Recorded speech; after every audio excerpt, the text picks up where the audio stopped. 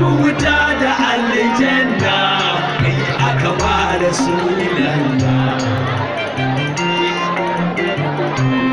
Wanda nake ta so in faɗa kaina ya riga shi, shi a zahiri da jiki Allah ne a gaire shi.